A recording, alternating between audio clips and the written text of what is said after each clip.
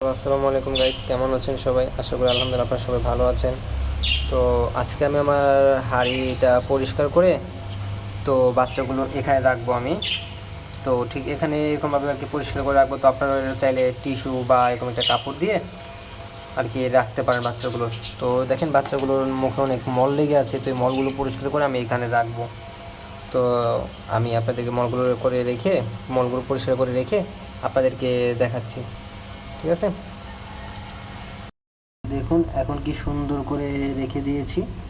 পাখির বাচ্চাগুলো দেখতেও খুব সুন্দর লাগছে। এই যে একটার চোখ ফুটেছে, এই যে এটারও চোখ ফুটেছে, হলুদ কালার যেটা দেখছেন এটারও চোখ ফুটেছে। শুধু এই একটা পাখির চোখ ফুটেনি, একবার ছোট যেটা এটার মনে হয় চোখ ফুটেনি এখনও। আশা করি কাল পরশুর ভিতরে ফুটে যাবে। তো বাচ্চাগুলো আমি দেখতে খুব ভালো আছে, দেখাচ্ছি আপনাদেরকে কাছাকাছি নিয়ে। এই যে দেখুন,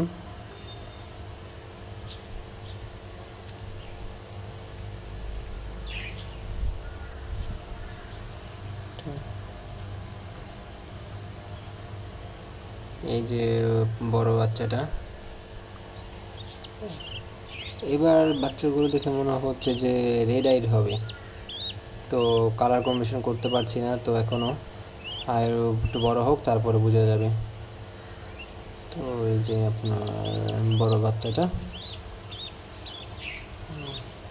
একবারে ছোট বাচ্চাটার কথা কি বলবো।